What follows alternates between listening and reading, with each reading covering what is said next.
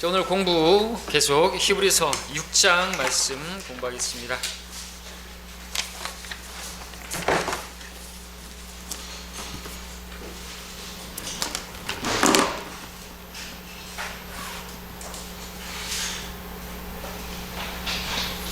히브리서 6장 오늘 두 번째 시간입니다. 10절부터 20절까지입니다. 히브리서 6장 두 번째 두 단락으로 나눠서 첫 번째 봤죠? 지난 시간에 이어서 10절부터 20절까지 오늘 보겠습니다. 먼저 10절부터 15절까지를 한번 그 문맥을 보겠습니다. 제목이 하나님의 불변하는 약속들이라고 붙어 있네요. 1절에서는 환난 시대의 구원의 조건부적인 성격이라고 있죠. 자, 이는 하나님께서는 너희의 행위와 사랑의 수고를 잊으실 만큼 불의하지 아니하심이라. 그 사랑은 너희가 성도들을 섬겼고 또 지금도 섬김으로써 그분의 이름을 향해 보인 것이라. 우리는 너희 각자가 끝까지 소망의 온전한 확신을 향하여 같은 부지런함을 보여주기를 바라노니 이는 너희가 게으른 자가 되지 아니하고 믿음과 인내를 통하여 그 약속들을 유업으로 받는 사람들을 따르는 자들이 되게 하려는 것이라. 하나님께서 아브라함에게 약속하실 때에 두고 맹세할 이가 자기보다 더 큰 자가 없으므로 자기를 두고 맹세하며 말씀하시기를 반드시 내가 너를 복주고 복주며 또 번성케 하고 번성케 하리라 하셨더니 그가 그처럼 끈기 있게 견딘 후에 그 약속을 받았느니라 말씀하고 있습니다. 자, 오늘 본문도 6장에 또 히브리서가 오늘날 많은 사람들이, 많은 교사들이, 목사들이 교회 시대에 사는 그리스도인들에게 교리적으로 적용하는 우를 범하고 있는데, 지금 읽은 말씀도 이 교회 시대의 교리로 적용할 수 있는 말씀이 아니죠. 특별히 6장 우리의 앞전 1절부터 특별히 5절까지 6절, 7절, 8절 마찬가지로 그렇습니다. 받아들일 수가 없어요. 이게 안 맞는 것이죠. 바울이 히브리서를 기록했지만 로마서부터 빌레몬서까지 기록된 교회를 향한 서신과 이게 부딪히는 부분이 분명합니다. 이것을 어떻게 이야기하든지 간에 이것은 교회 시대의 교리가 아닌 것이죠. 여기서 분명히 끝까지 견뎌야 한다고 했고, 그러지 않으면 다시 회복시킬 수가 없다, 새롭게 될 수가 없다, 그렇게 말을 하고 있기 때문에 그렇습니다. 자, 구원받은 사람도 끝까지 견디지 못하면 구원을 잃어버린다라고 가르치는 많은 목사들이 있죠. 본문을 포함한 히브리서는 바로 히브리인들에게 보내진 편지라는 사실을 다시 한번 유념하여야 합니다. 이 히브리인들은 바로 교회 시대에 바로 그리스도인들과 달리 우리는 끝까지 견디지 못한다 할지라도 구원을 잃어버리지 않습니다. 우리는 예수 그리스도께 완전히 속한 자들, 한 성령에 의하여 그분 안으로 잠기게 되었다고 말했죠. 성령께서는 우리를 그리스도의 몸의 지체가 되게 했어요. 그래서 그 지체는 주님의 몸의 일부가 된 거예요. 떨어져 나갈 수가 없습니다. 우리를 떨어뜨리려고 한다면, 우리를 떼어놓으려고 한다면 주님께서는 손을 잘라버리는 것과 같은 것인데 있을 수가 없는 일이라는 것이죠. 그런데 이들은 어떻습니까? 성령의 활동이 다르다고 했죠. 구약과 마찬가지로 성령의 동참자가 되었다 할지라도, 그래서 6장 4절에서 한번 깨우침을 받고 하늘의 선물을 맛보고 성령의 동참자가 됐다 할지라도 그들은 온전히 그리스도께 그렇게 동참하는 자가 되지는 못하는 것이죠.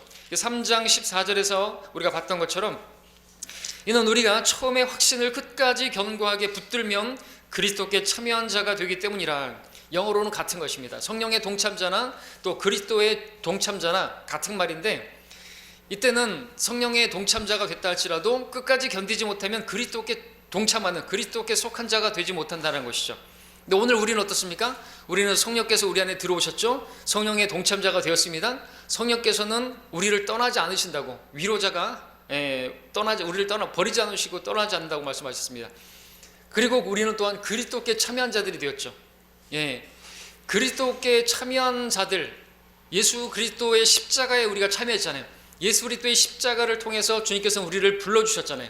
그렇게 참여한 자들은, 우리들은, 교회 시대 우리들은 절대로 그 그리스도께 참여했다가 다시 떨어져 나가고 그리스도께서 우리를 버리시고 그런 일은 없다라는 것입니다.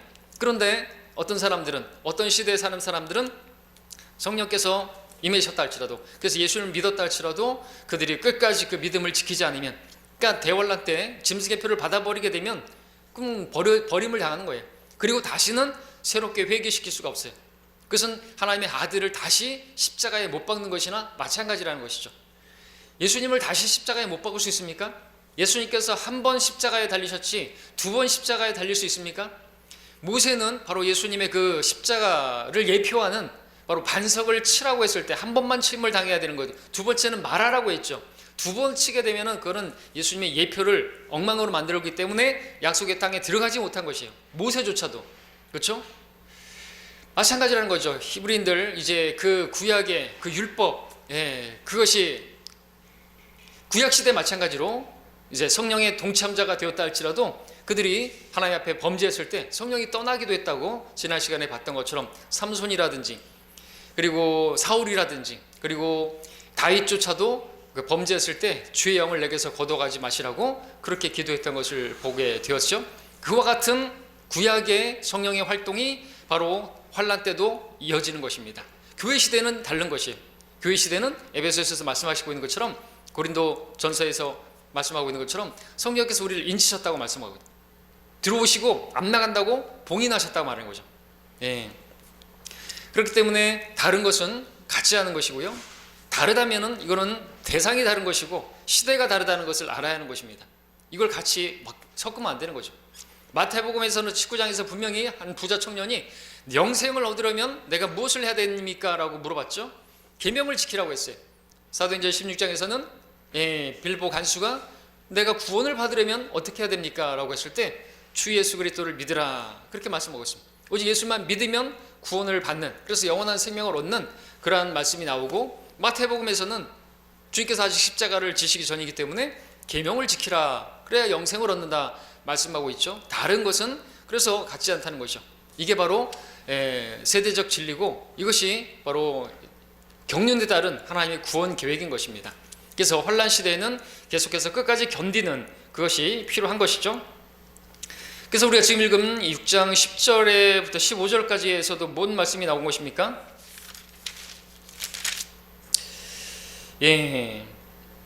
11절에서도 너희 각자가 끝까지 소망의 온전한 확신을 향하여 라고 말씀하고 있습니다. 그리고 15절에서는 끈기 있게 견딘 후에 그 약속을 받았느니라. 아브라함 예를 들면서 그렇죠? 견디는 것이라. 이게 마태복음 24장에서 말하고요. 그때는 대환란이 있으리니 라고 말씀하시면서 끝까지 견디는 자는 구원을 받으리라. 그 시대가 언제라고요? 주님이 친히 말씀하셨잖아요. 대환란이 있으리니. 그때는 이라고 말씀하셨다는 것은 특정한 때라는 걸 말하는 거죠. 교회 시대가 대환란이 아니라는 것이에요. 우리가 받는 그 환란을 말하는 게 아니라 특정한 때를 말해서 그때라고, 그 날들에 우리가 어떤 사람들이 끝까지 견딘 후에 약속들을 받았느니라. 그것은 약속은 구원이에요. 이들의 구원이. 그리고 그 구원은 곧 그들은 약속의 땅으로 들어가는 것이고, 그것이 우리가 4장에서 그 이집트에서 나온 사람들이 광야에서 다 죽어 넘어졌는데, 믿음을 결합시키지 못해서 다 죽어 넘어졌는데, 그들처럼 되지 말고 여호수아와 칼렙같이 그렇게 온전한 믿음 가운데서 그 약속의 땅에 들어가는 그것과 같이 연결해서 지금 그들이 천년왕국, 예수님께서 재림하셔서 왕국을 세우실 때 그렇게 아브라함에게 언약을 맺으시고 약속하셨던 그 약속의 땅, 바로 그 팔레스타인 땅에서 그들이 이제 민족 중에 우두머리로 그렇게 왕국의 백성으로 예수님께서 통치하시는 그런 그 약속을 받기까지 그들은 끝까지 견디는 게 필요하다는 거죠. 대환란을 견디는 것이죠. 그런 말씀을 지금 계속해서 보여주고 있는 것입니다. 그러면서 그 약속을 붙들라고 말씀하고 있는 거죠. 우리에게 물론 영적으로 적용해서 이 설교를 할 때는 어떻게 합니까? 우리에게도 약속하신 것이 있지만 그 약속이 구원은 아닌 것입니다. 구원은 이미 신약으로, 그죠? 새 언약으로 예수님의 피 흘림을 통해서 우리가 받았죠. 그리고 우리에게 또 주시는 약속들은 있습니다. 그죠? 뭡니까? 면류관이잖아요. 상이잖아요. 우리가 달리면 상을 얻게 될 거라고 말씀하시고, 너희도 그러니까 달리라고 말씀하고 있지 않습니까? 상이 있습니다. 면류관이 있습니다. 우리가 또 누리게 될 왕국에서의 통치가 있단 말이죠. 그런 것을 적용하면서 우리가 이 말씀을 받을 수는 있지만 교리적으로 이 말씀은 우리에게 해당되지 못하는 것이 분명한 것이죠. 자, 그래서 6장 6절에서 봤던 것처럼 만약 떨어져 나가면 다시 새롭게 하여 회개시킬 수 없나니 이는 그들이 스스로 하나님의 아들을 다시 십자가에 못 박아 공개적으로 조롱함이라 라고 말하는 것입니다. 교회 시대의 성도들은 타락했다 할지라도 회복이 됩니다. 그렇죠? 그리스도인의 가능성이라는 말이 있습니다. 그리스도인은요, 타락했다 할지라도 돌아올 수 있어요. 마치 탕자와 같이 하나님을 기억하고 예수님의 은혜를 기억하고 다시 돌아오면 얼마든지 회복될 수가 있어요. 맞죠? 그리고 회복된 사람들을 우리 많이 보지 않습니까? 그런데 대환란 때는 그게 안 된다는 것이죠. 왜요? 짐승의 표를 받았잖아요. 그러면 어떻게 됩니까? 그거는 에디오피아인이 그의 피부를 바꿀 수 없고요, 표범의 그 표들을, 그 점들을 바꿀 수 없다고 했지 않습니까? 그걸 받아버리면 그거는 안 되는 것이죠. 문신은 우리가 뭐 레이저로 지울 수 있고 한다지만 안 된다는 거죠. 그렇기 때문에 회복이 안 되는 것이, 그 점이 바로 이제 문둥병으로 시작돼서 그 죄의 사람이 돼버리는 거예요. 죄의 사람인 그 적그리스도의 편이 그 속한 사람이 돼버리는 거죠. 그리스도께 속한 자가 아니라, 그러니까 성령의 동참자가 됐어요. 아, 예수님이 메시아구나, 이 히브리인들이 믿었죠. 그런데 적그리스도의 짐승의 표를 받아버리면 어떻게 되는 거예요? 그리스도께 속한 자가 아니라 적그리스도께 속한 자가 된 거잖아요. 적그리스도께가 아니라 적그리스도에게 속한 자가 되는 거잖아요. 그러면 어떻게 되는 거예요? 그럼 그리스도께 속한 자가 못 되는 거잖아요. 그리스도의 참여자가 못 되는 거잖아요. 근데 우리는 그리스도께 완전히 속한 자가 되었잖아요. 맞습니까? 우리 예수님의 십자가와 하나가 됐어요. 나도 예수님의 십자가와 함께 못 박혀 죽은 자가 되었고, 그리스도께서 우리를 그리스도께 속한 자가 되게 하시기 위해서 십자가를 지셨고, 우리가 그걸 받아들임으로써 우리는 완전히 그리스도와 하나가 된 것이죠. 하나가 됐어요. 신랑과 신부가 된 것입니다. 하나님께서 합치신 것이 나눌 수가 없습니다. 우리가 그렇다는 것이죠. 그런데 이 사람들은 그렇게 못하는 거예요. 회복이 안 돼요. 회복이 안 돼요. 왜요? 적그리스도를 받아들였잖아요. 짐승의 표를 그의 이름의 숫자를 받아들였잖아요. 그에게 경배를 했지 않습니까? 안 된다는 것이죠. 그러면 그래서 이 본문은 교리적으로 우리가 사는 교회 시대가 아니라 특정한 때, 대환란 때 히브리인들이 그렇게 적용되는 거죠. 그리고 이제 대환란 때 이제 이방인들은 어떻습니까? 이방인들은 유대인들에게 선대해야 되는 거죠. 짐승의 표를 받지 말아야 되는 거 당연하고, 유대인들은 유대인들의 경륜이 다시 시작되는 거예요. 유대인들을 모든 민족들이 박해를 할 것입니다.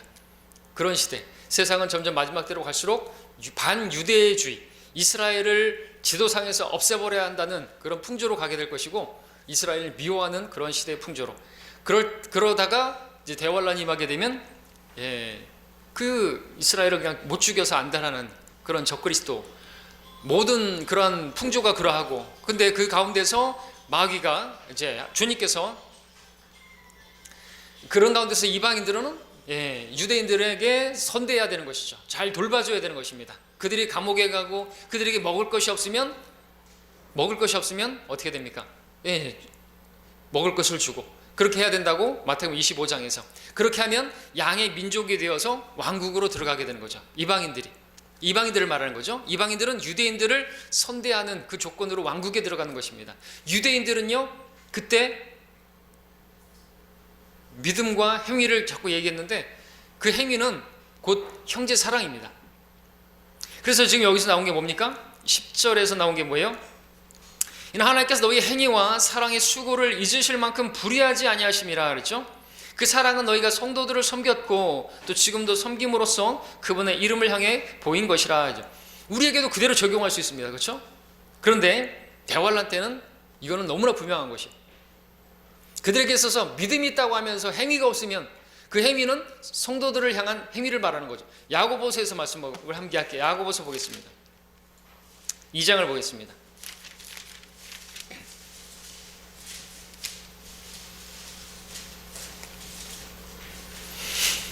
야고보서에서 이제 믿음의 조상을 이야기하면서 바로 이제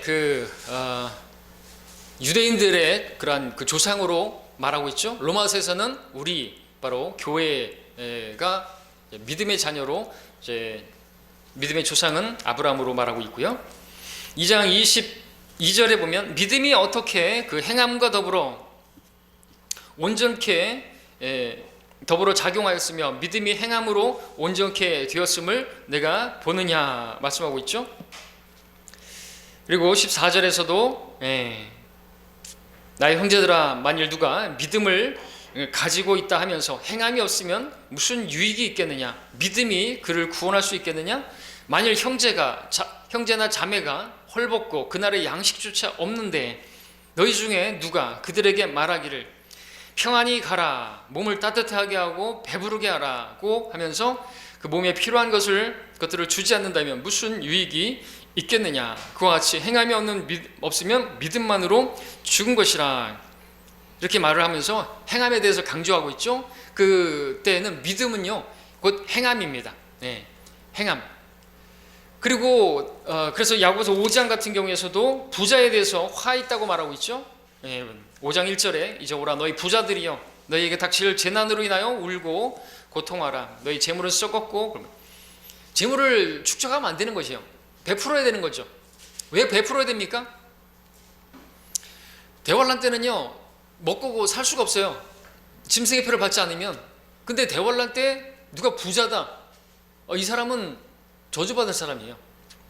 계명이 뭐예요? 하나님을 사랑하고 이웃을 사랑하라. 유대인에게 있어서는 이웃은 바로 유대인들이에요. 자기 동족을 사랑하지 않고 말로는 뭐 믿는다고 하면서 예수님 믿는다고 하면서 그들에게 먹을 것을 주지 않고 자기가 그렇게 쌓아두고 그러면은 그거는 아니라는 것이죠. 짐승의 표를 받지 않을 뿐만 아니라 그들에게 있어서 주신 율법을 그들은 지키는 거 안 지키는 거에 따라서 그들은 저주를 받고 불사름이 되는 것이죠. 그 열매를 맺지 못하는 자들이 되는 것입니다. 짐승의 표를 받지 못하면 먹을 수가 없는데 나눠줘야죠. 그죠? 다 나눠줘야 되죠. 그리고 아까 말씀드렸죠. 이방인들 같은 경우에도 주위에 유대인이 있다. 유대인들을 먹여줘야 되는 거죠. 물론 자기 이방인들이 뭐 짐승의 표를 받아가지고 먹을 것을 주는 게 아니라 자기들도 받지 말아야 되는 건 마찬가지겠지만 도와줘야 된다 이죠. 먹을 것이 없으면 먹을 것을 주고, 그러면 그렇게 하는 것이 곧 나에게 한 것이라는 말씀대로 그들이 양의 민족으로 들어가게 되고, 그렇지 않은 사람들, 유대인들을 박해하고 유대인들을 고소해가지고 막 그 경찰에 넘기고 민원 넣어가지고 여기 숨어있다 이렇게 해갖고 하는 사람들은 다 염소의 민족으로 다 이제 불타는 그러한 불솔시기가 되는 거죠. 그래서 이런 10절의 말씀을 거기 이 문맥을 통해서 또 이 시대를 분별해서 이렇게 적용을 해야 되는 것입니다. 물론 우리에게도 주님께서 주신 계명은 우리가 형제 자매들을 사랑하는 것이고 그들을 섬기는 것이 분명하지만 말이죠. 그럼 우리가 그렇다고 해서 형제 자매를 섬기지 못하고 그들에게 어떤 먹을 것을 나눠주지 못했다 할지라도 우리가 구원은 잃어버리지 않는다는 거죠.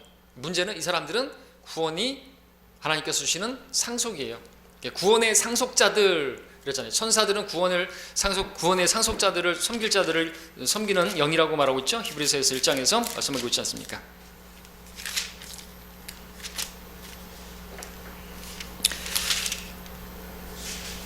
(1장 14절에서) 천사들은 모두 구원의 상속자가 될 자들을 섬기도록 보내심을 받은 섬기는 영들이 아니냐 했습니다. 구원을 상으로 받는 거예요. 상속을 받는 것이. 그들은 왕국에 들어가는 것 자체가 구원이죠. 그 기간만 잘 견디면 주님께서 재림하심으로 저 그리스도가 끝나고 그들이 왕국에 들어가게 되는 것입니다. 그게 구원이에요. 곧. 목베임 당하면 이제 혼이 셋째 하늘로 가겠지만, 그래서 이 말씀들은 참으로 유대인들에게 무서운 경고가 아닐 수가 없는 것이죠. 물론 그렇게 무섭게 경고를 했지만, 그러면서 이제 1절부터 6장 1절부터 9절까지 8절까지 경고를 했지만 9절에선 다시 사랑하는 자들아 우리가 이같이 말하지만 너희에게는 더 좋은 일들과 구원과 함께 올 일들이 있음을 확신하노라 이렇게 위로하고 격려하고 힘을 주는 것을 보게 됩니다. 근데 어떤 사람들은 이 9절 때문에 사랑하는 자들아 그랬으니까 마치 사도 바울이 바울 서신에서 그렇게 부르는 것처럼 그렇게 말하고 있으니까 이 사람들은 하나님의 사랑을 받은 자들이고 이들은 구원을 받은 자들이고 이들은 구원과 함께 그들에게 뭔가 또 다른 어떤 것을 받을 사람들이다. 이제 이렇게 얘기하면서 교회에게 적용을 하고 이렇게 말을 하는 것인데, 그러나 그런 게 아니죠. 이같이 말하지만 이렇게 강하게 말하지만 이렇게 무섭게 말하지만 사실 무서운 일이기 때문에 대환란은 정말 무서운 환란의 때고요. 그날을 생각하면 실신할 것이라고 말씀하실 정도로 주님께서 그런 정말 전무후무한 날입니다. 이렇게 말을 하지만 그러면서 이제 이렇게 위로하잖아요. 너에게 더 좋은 일이 있을 것이다. 너희들이 견딜 줄 믿는다. 확신한다. 그러니까 그렇게 복도다 주는 것이죠. 이와 같은 것으로 생각을 해야 되고 구원과 함께 올 일들에 대해서 이제 럭카 목사님 이야기하는 것처럼 구원을 위해서 그들에게는 수반되어야 할 어떤 행위들이 있다라는 것을 지금 말하고 있다라는 것이죠. 이러한 식으로 말하는 것은 예수님께서도 마태복음 이제 5장에서 그렇게 아주 강하게 천년왕국에서의 법을 말씀하잖아요. 눈이 범죄하면 뽑아버리고 그러지 않으면 불에 던져질 것이고 이렇게 무섭게 말씀하잖아요. 6장에서도 그러한 상황이 대환란이고 그런 가운데서 이제 어떻게 해야 될지 기도도 가르치고 마태복음 6장에서 주기도문이 나오잖아요. 악에서 구해달라고, 시험에 들지 말게 해달라고, 일용할 양식을 달라고. 이건 절대적으로 그때 필요한 기도예요. 예. 그러면서 이제 6장 후반부에서 뭐라고 말합니까? 그러나 너희들은 걱정하지 말라고, 공중에 나는 새들을 보라고, 염려하지 말라고, 주님께서 너희를 다 먹여주실 것이라고 그런 식으로 말하잖아요. 아니 막 무서운 말씀 엄청나게 하시면서 그렇게 또 위로의 말씀을 주시고 믿음의 말씀을 주신단 말이죠. 마찬가지라는 거죠. 그래서 6장의 문맥도 아주 무서운 말씀을 하시면서 내가 이렇게까지 말하지만, 이같이 말하지만 너에게 구원과 함께 올 일이 있을 것이고 너희들이 확신을 가지고 끝까지 견딜 줄로 내가 믿는다 라고 그런 식으로 말을 하고 있는 것이지, 이걸 가지고 뭐 교회 시대에 적용할 수 있는 구절로다가 전부를 다 도배해버리면 안 된다는 것이죠. 이해하셨죠? 네. 회복이 안 되는데 회복이 안 된다고 말하고 있잖아요. 그 끝은 불사름이라고 했지 않습니까? 8절에서 열매를 맺지 못하면요 저주함에 가까워서 그 마지막은 불사름이 되기라. 어떤 사람들이 말하처럼 그리스도 심판석에서의 일하는 것이 불타는 게 아니라 그 사람이 그 환난 성도로서 이제 휴거되어지지 못하는 환난 성도로서 열매가, 그들이 열매잖아요. 그 사람 자체가 열매지. 그들이 이제 수확이 되어서 창고로 들어가는 것처럼 왕국으로 들어가는 그 자신을 말하는 것이지, 일한 것을 말하는 게 아니거든요. 그 사람이 불타는 것이지 일한 것이 불타는 게 아니에요. 우리는 일한 것이 불타잖아요. 그리스도 심판석에서. 근데 이 사람들은 그냥 그 사람들이 곧 열매예요. 열매가 적합한 농작물이 아니면 그 사람들은 쭉정이가 되고 불타 없어진단 말이죠. 그래서 이거를 우리가 잘 구분할 수 있어야 되는 거죠. 자, 그래서 다시 11절을 보니까 우리는 너희가 각자가 끝까지 소망의 온전한 확신을 향하여 같은 부지런함을 보여주기를 바란다 말하는 것이죠. 그래서 바울 같은 경우에는 이제 히브리서 바울 서신으로 우리가 알죠. 킹제임스 성경도 바울 서신이라고 말하죠. 히브리인들에게 보내는 사도 바울의 서신이라고 킹제임스 성경은 제목이 잘 붙어 있습니다. 교회를 향해서 보낸 서신이 아니라 히브리인들이라는 거죠. 히브리인들, 유대인을 말하는 것, 이스라엘을 말하는 것입니다. 그래서 잘 알아야 되죠. 야고보서 마찬가지죠. 야고보서 1장 1절은 널리 흩어져 있는 12지파라고 말했습니다. 수신자가 우리가 아니에요. 우리는 어디 지파예요? 말할 수 없잖아요, 그죠? 어디 지파예요? 신천지처럼 우리 뭐 광주는 베드로 지파예요? 아니잖아요. 우리 무슨 파예요? 게름군 파예요? 아니면 무슨 여러분들 무슨 파예요? 아니란 말이에요. 12지파 그러면 이스라엘이에요. 히브리인들, 유대인들을 말하는 것이죠. 나에게 주신 편지도 아닌데 그걸 받고선 막 이렇게 막 벌벌벌 떨고 그러면 안 돼. 우리가 지금 히브리서를 공부하지만 히브리서를 공부하는 이유는 뭡니까?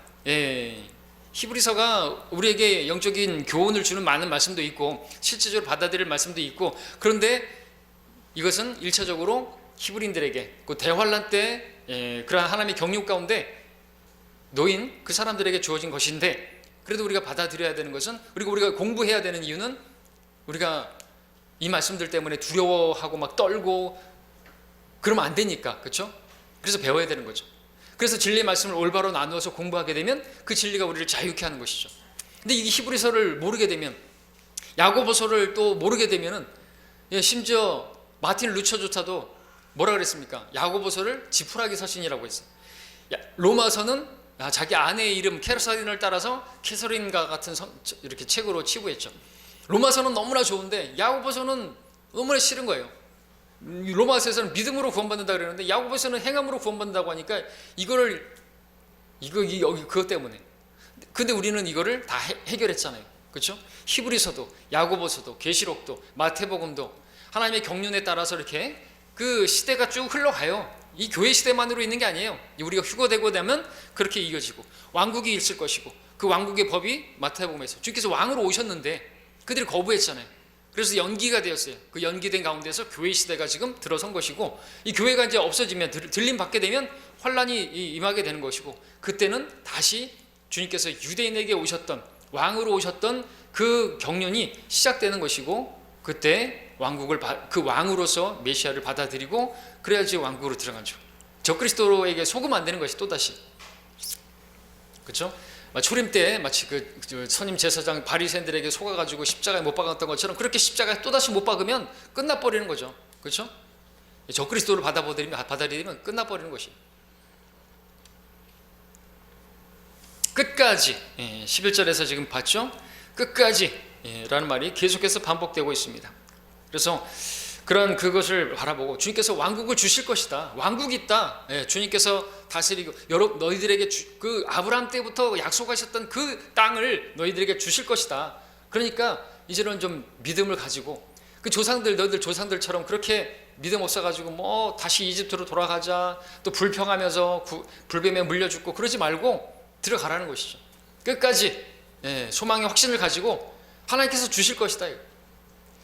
여호수아 칼렙처럼 그들은 우리의 밥이다 이거죠. 그러면서 들어가면 되잖아요. 믿음으로. 적그리스도를 두려워하는 것이 아니라 하나님을 두려워하고, 그죠? 그래서 계명을 지키고 계시록에서 말씀하고 있는 것처럼 그랬습니다. 자, 이 끝이라고 하는 것은 분명히 이 개인의 끝이 아니에요. 오늘 우리 교회에 적용해서 내 생애 끝까지 뭐 신앙 부인하지 않고 교회 열심히 다니고 교회 떠나지 않고 그런 걸 말하는 게 아니죠. 시대의 어떤 기간의 끝을 말하는 거죠. 바로 대환란, 야곱의 고난의 때, 그리고 바로 다니엘의 70째 주, 바로 그 환란을 통과하는 것을 말하는 거죠. 12절에서 이는 너희가 게으른 자가 되지 아니하고 믿음과 인내를 통하여 그 약속들을 유업으로 받는 사람들을 따르는 자들이 되게 하려는 것이라 그랬습니다. 믿음과 인내를 통하여 약속을 유업으로 받는 것.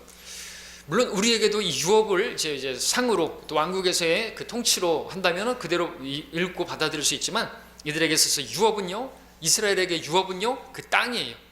그 땅, 주님께서 이제 통치하는 그 땅으로 들어가는 팔레스타인, 바로 그 예루살렘에 주님께서 이제 보좌에 앉으시고 통치하시는, 그렇게 아브라함 때부터 약속하셨던 그 유업을 받게 된다는 거죠. 그리고 그것이 곧 구원이에요. 그렇지 않으면 이제 적그리스도에게 죽임을 당하고 그렇게 되는 거죠. 적그리스도에게 죽임 당하는 게 아니라 이제 짐승의 표를 받지 않으면 이제 못배임을 당하는데 그런 사람들은 이제 왕국에 들어가죠. 그 혼이 셋째 하늘로 갔다가 다시 이제 내려와서 그렇게 되지만 받아버린 사람들은 이제 주님에 의해서 이제 죽임 당하는 것이죠. 12절에서 그 믿음과 인내를 통하여 그 약속들을 받는 사람들을 따르는 자가 되어야 된다 그랬죠. 자, 여기서 우리는 인내라는 말을 잘 보셔야 되는데, 요한계시록에서는 이 인내가 두 가지로 나눠져 있어요. 우리 계시록 14장을 한번 보고 오겠습니다. 14장 계시록, 우리가 앞전에도 봤습니다. 14장 12절에서 바로 이 상황이 바로 대환란 상황이에요. 14장 12절에서 여기에 성도들의 인내가 있으며 여기에 하나님의 계명들과 예수의 믿음을 지키는 자들이 있느니라 그랬습니다. 자, 여기 인내가 있으며 라고 말해놓고 다시 한번 여기에 하나님의 계명들과 예수의 믿음을 지키는 자들이라 그랬습니다. 인내라고 하는 것이 바로 두 가지로 나눠져 있는 것을 보게 되겠죠. 그러니까 믿음과 행함이죠. 예수 믿는 믿음과 또 하나님의 계명들을 지키는 그 가운데서 그들은 이제 인내하는 것이고 필요하다는 것입니다.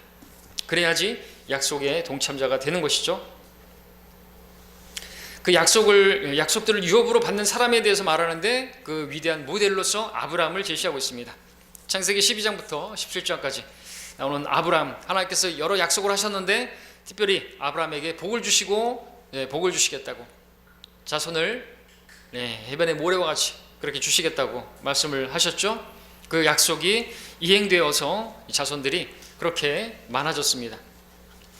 그리고 그를 축복하는 자는 복을 받고 저주하는 자는 저주를 받으리라는 그 말씀이 그대로 이어지는 것이, 그대로 이어지는데 어디까지 이어지냐면 대환란 때도 마찬가지죠. 바로 그 유대인들을 저주하는 자는 저주를 받고 그들을 축복하는 자는 양의 민족이 되어서 왕국으로 들어가는 것입니다. 이 기반은 어디에서 나온 거예요? 아브라함에게 하나님께서 약속하셨던 거죠. 그 약속들이 이제 이루어지게 되는데, 그러나 여기서는 약속을 받았느니라고 말씀하고 있었죠. 다시 히브리서 6장으로 오셔서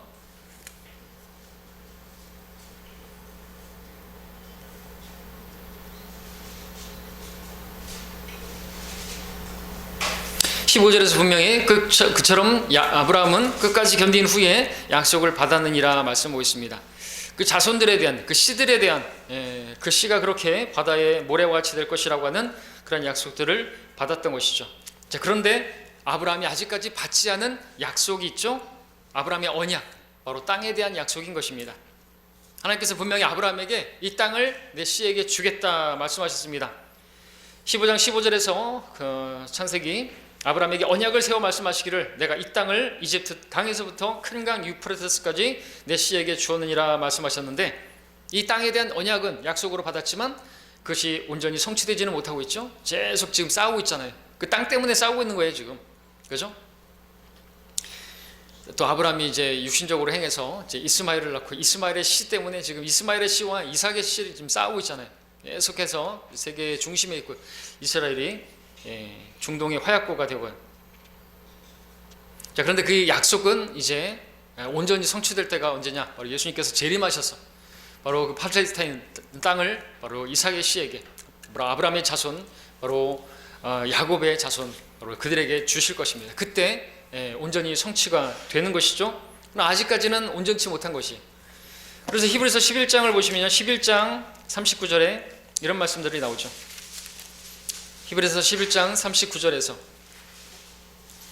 하나님께서 바로 이스라엘에게 주신 그 약속이 아직 성취가 되지 않았습니다. 이 사람들은 39절에 모두 믿음을 통하여 좋은 평판을 얻었으나 그 약속을 받지는 못하였으니 라고 말씀하고 있는 것이. 약속을 받지 못한 부분이 뭡니까? 바로 유대인들에게 약속하신 건 땅이에요. 팔레스타인 땅.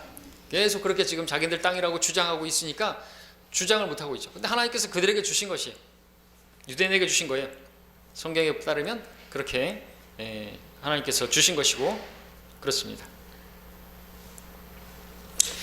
자, 이제 16절부터 18절까지 보겠습니다. 히브리서 6장 16절부터 18절 읽어보면, 실로 사람들은 자기보다 더 위대한 일을 두고 맹세하나니 확정을 위한 맹세는 그들에게 모든 다투는 일의 종결임이라. 이 점에 있어서 하나님께서는 약속의 상속자들에게 자기의 뜻이 불변함을 충분히 나타내시려고 그 일의 맹세로 확정하셨으니, 이는 하나님께서 거짓말하실 수 없는 두 가지 변치 못할 사실로 인하여 우리 앞에 놓여진 소망을 붙잡기 위해 피난처를 찾아 나온 우리로 든든한 위로를 받게 하려 하심이라 말씀하고 있습니다.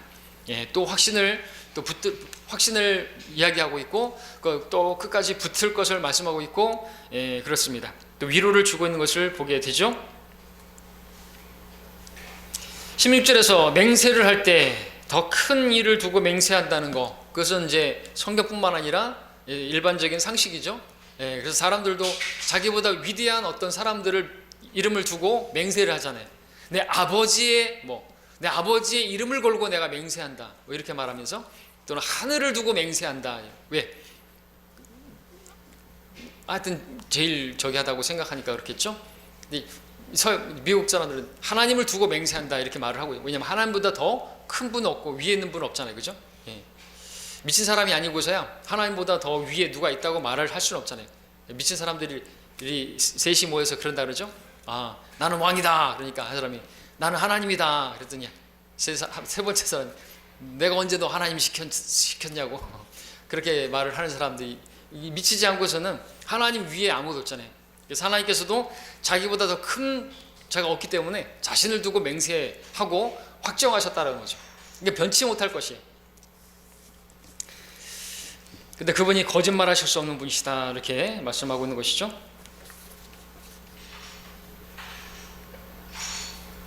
약속의 상속자들 두 부류로 이렇게 나뉜다 말씀하고 있습니다. 갈라디아 3장 14절에 따르면 하나님 우리 성령의 약속을 받은 바로 우리 그리스도인들, 믿음으로 이렇게 태어난 영적인 아브라함의 자손들, 우리를 말하고요. 또 물리적인 자손들, 이스라엘을 말하고 있습니다. 그래서 이 약속의 상속자들은 그렇게 두 부분으로 나눠지고, 그래서 우리가 이제 히브리서도 우리가 이렇게 그대로 받아들일 수 있는 말씀들이 있다 그랬죠. 좀 어려운 책인 것입니다. 특별히 히브리서 같은 경우 참 어려운 게, 교회에 해당하는 그런 말씀이 나오다가 갑자기 또 교회와 상관없는 또 대환란 때 히브리인들에게 주시는 말씀들이 막 섞여 있는 거예요. 막 섞여 있어요. 근데 하나님께서 왜 그렇게 하셨는가? 하나님이 주권이죠. 여러분들 이런 방식의 말씀들이 구약에도 있잖아요. 구약에는 초림과 재림이 막 섞여 있어요. 그죠? 이사야서 61장 같은 경우 1절, 2절, 3절 뭐 초림 나오다가 갑자기 재림 나오고 그 다음에 초림이 섞여 있어요 막. 그러니까 이 구약에 있는 선지자들이 볼 때 교회에 대해 헷갈려하고 이 도대체 알 수가 없었단 말이죠. 선지자들이 열심히 조사하고 참겼지만 어느 때를 향하는 말씀하신지를 그렇게 잘 모를 정도로. 근데 히브리서가 또 그렇다는 거죠. 경륜 가운데서 이렇게 지금 있기 때문에 그런 것인데, 사실 오히려 뭐 사도행전 같은 경우에도 과도기적인 책이에요. 하나님의 경륜이 바뀌어지는 그 교차되어지는. 근데 그래도 사도행전은 그래도 좀 쉬운 편이죠. 초반부에는 이제 유대인들이 그렇게 결국에는 스테판의 거부로 인해서 이방인들에게 향하고 이방인들에게로 향하자는 어떤 뚜렷한 구분이 있어요. 사도행전은 쉬워요. 그렇죠? 근데 사도행전에서도 이단들이 많이 나오지만 어렵지 않단 말이죠. 경륜이 이렇게 바뀌어져 가는 과정들이 보여지잖아요. 사도 바울이 회심을 하게 되고 복음이 이방인들에게 전파되어지고, 아 그렇구나, 이제 하나님께서 이제 유대인의 경륜에서 이제 그들에게서 돌리시고, 이렇게 하는데, 근데 이 히브리서는 이게 막 섞여서 나온단 말이죠. 그래서 우리가 진리의 말씀을 올바로 나누어서 공부를 하지 않으면 안 된다라는 것이죠. 또 그렇게 말씀을 이렇게 기록한 것도 하나님의 섭리라고 보여지죠. 성령님께서 그렇게 주권 가운데서 이렇게 하신 것이고, 우리가 또 주의 말씀을 열심히 찾으면 정말 금을 찾듯이 또 은을 찾듯이 전리품을 얻듯이 그렇게 열심히 찾으라고, 열심히 읽으라고, 주의 책을 찾아 읽으라고 하시는 그런 섭리도 있겠죠. 왜냐하면 정말로 막 그냥 너무 쉬워버리게 되면은 한 번만 읽고 자기가 성경을 다 아는 것처럼 그렇게 교만하게 될 수도 있기 때문에 그런 것도 있지 않겠는가 개인적으로 생각하는데, 없지 않죠. 그죠? 찾아 읽으라고 했지 않습니까? 같은 것을 같은 것끼리, 그죠? 다른 것은 다른 것끼리. 뭐 어떤 논문을 쓰는 사람들도 어떤 논문을 쓰려고 한다면 이런 사람들이 같은 말을 한 것에 대해서 쭉 조합하잖아요. 그리고 여기에 반대되는 사람들이 의견들을 이렇게 해가지고 그것들을 다 종합해가지고 논문을 쓰잖아요. 그래서 결론적으로 이런 사람들이 어떤 부분이 이제 틀렸는가, 반대되는 부분이 무엇인가, 그렇게 해서 이제 딱 정립을 하면은 뭐가 나오잖아요. 마찬가지로 우리가 그렇게 공부를 하라고, 열심히 찾으라고 말씀하고 있지 않습니까? 열심히 찾는 자들에게 보상하시는 분이라 말씀하고 있지 않습니까? 우리가 진리 지식도 마찬가지죠. 어떤 세상의 지식도 공부할 때 열심히 공부하고 막 그러는데, 성경을 공부하는 데 있어서 그렇게 공부하지 않으면 하나님께서 합당치 않게 여기시고, 그런 사람들에게는 거짓 교사를 보내갖고 구원을 잃어버린다고 그렇게 속으면 그냥 속는 것이에요. 근데 찾고자 하면요, 찾는 것이, 진리를 알게 되면요, 자유케 되는 것입니다. 자, 18절에서 거짓말하실 수 없는 이 두 가지 변치 못한 사실로 인하여 그랬습니다. 이 두 가지 변치 못할 사실은 약속과 맹세다. 하나님께서 두 가지 변치 않는다는 것, 자신이 거짓말할 수 없는 하나님의 속성으로 확정을 지으신 것입니다. 하나님께서 우리에게 무엇을 확정하셨다고 한다면 그것은 100% 신뢰할 수 있는 것이다, 이거죠. 약속하셨고 그것을 또 맹세하셨다라고 하는 거죠. 그래서 우리는 하나님의 약속을, 우리도 마찬가지죠, 믿어야 되죠. 다른 걸 믿는 게 아니에요. 하나님의 약속을 믿는 것입니다. 맹세하셨습니다. 누구든지 주의 이름을 부르는 자는 구원을 받으리라.